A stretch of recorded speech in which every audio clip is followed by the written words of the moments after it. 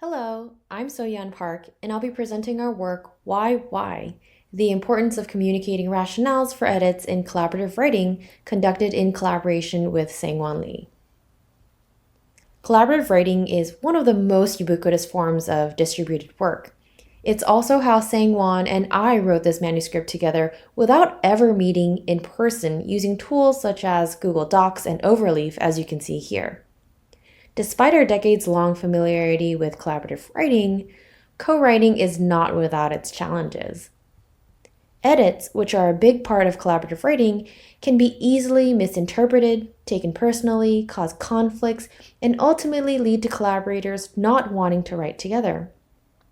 Previous collaborative writing studies have found that social messaging, whether in the form of direct comments or track changes, is critical for collaborations. One crucial aspect that has consistently emerged in these prior works, albeit tangentially, is the existence of rationales when making and suggesting edits. Rationales help explain and communicate with others and reduce the possibility of negative reception of edits. But we know little about what exactly are the roles and implications of these rationales in the context of collaborative writing. So we set out to answer, how does the presence of rationales affect perceptions of collaborators in collaborative writing and the collaboration itself? For this, we designed a dyadic collaborative writing study where two collaborators were randomly paired to write essays together in an anonymous environment. The two authors engaged only through Google Docs with IDs and passwords provided by the researchers, and together they co-wrote two GRE essays with both of the authors under the impression that they were collaborating with two different people on these essays. In this experiment, the first authors wrote initial drafts for the two essays. Then, the second authors contributed to the essays with track changes and comments. In particular, they were asked to provide rationales for any edits and suggestions. And to give you an example of what a rationale looked like, you can see here a comment from one of our second authors with the rationale part highlighted.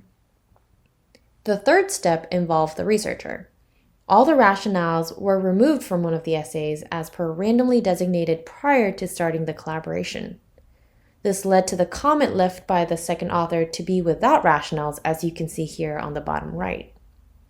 Deleting all the rationales from one essay meant that one of the essays was completely without rationales, while the other still had rationales. So while the pair was the same in both essays, the first authors perceived working with two different collaborators, one being a rationale provider and the other a non-rationale provider. Having a within subjects experiment like this enabled us to test these conditions with and without rationales while controlling for other potentially confounding factors such as the writing style of the second author, the writing expertise, collaborator dynamics between the first and second authors, etc. Then, the researchers sent these essays back to the first authors, who then finalized them for submission. After the experiment, first and second authors completed post-experiment surveys, and then the first authors were invited to participate in follow-up interviews, which were aimed at garnering more contextualized answers with the drafts present. In synthesizing all the results across surveys and interviews, we found, unsurprisingly, that providing rationales reflects communicativeness. Many first authors felt that the second authors who provided rationales, or the rational providers, were more communicative. Rational providers elaborated on and explained their thoughts behind the changes, thereby making the changes more interpretable to first authors. Participants also felt that rationales made room for more discussions to be had, which then made it easier to accept and resolve the suggestions. Some even explicitly stated that it was not the quantity of comments that made them come across communicative, but that rationales made the difference. This communicative difference was also evident in the first author's survey responses.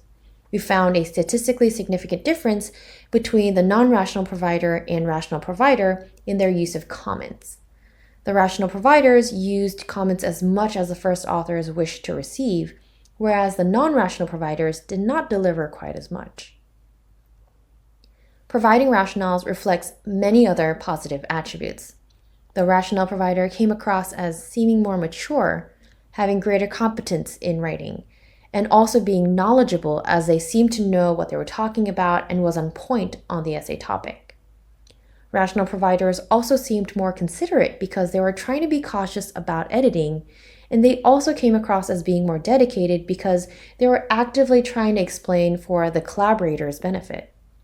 For these reasons, 7 first authors out of the 11 that we interviewed prefer the rational provider over the non-rational provider.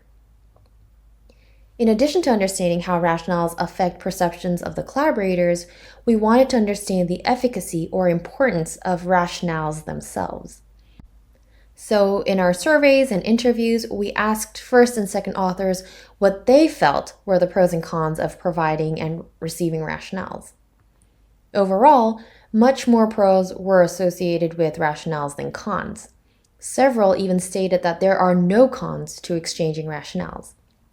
With these responses from our participants, we conducted thematic analysis and identified 3 themes. For the first theme of individual collaborator, we see what we shared earlier of being able to demonstrate as well as attribute positive characteristics to rational providers. So coming across as more mature, dedicated, communicative, knowledgeable, and competent. Rationales also afforded the individual collaborators opportunities to improve and learn. For example, receiving a rationale with an edit could help to prevent future similar mistakes. However, there were some cons, one being that it could cause other individuals to feel upset and hurt because rationales would still communicate one's disagreement. There were pros and cons associated with the collaboration itself. Exchanging rationales could help enhance the group's understanding and bring alignment, and ultimately improve the collaboration by benefiting the relationships between collaborators. However, authors, more second authors in particular, felt that rationales could lead to unintended consequences, such as creating more confusion for the group as opposed to bringing clarity. Finally, there were practical pros and cons of rationales. Authors felt that rationales helped make decisions on whether to accept or reject suggestions and helped reduce time spent trying to deduce why changes were made. However, the downside of rationales was that it would require more work to write them, especially if they were complex. This was the most frequently mentioned disadvantage, particularly in providing rationales.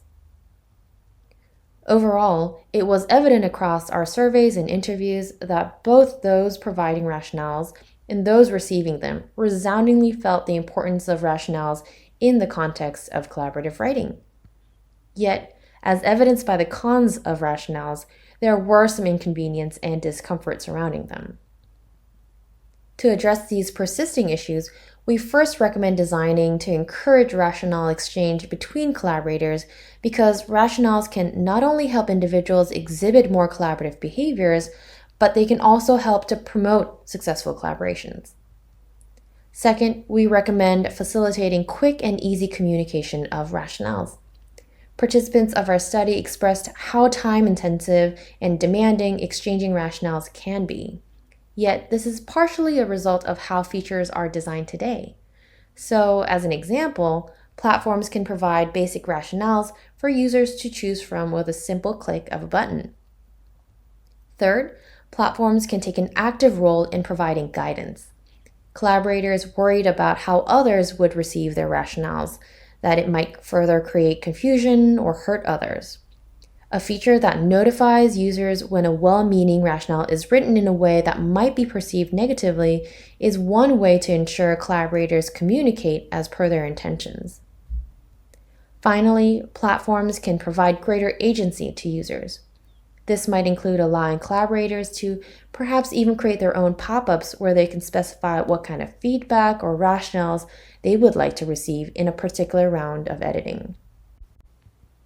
We hope that platforms can adopt and apply these design recommendations to encourage rational exchange for improved collaborations and ultimately better mediate the collaborations between users in collaborative writing and beyond.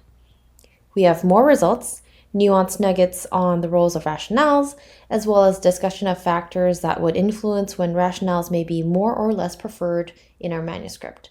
So please check out our full paper, and we hope to continue this conversation. Thank you very much.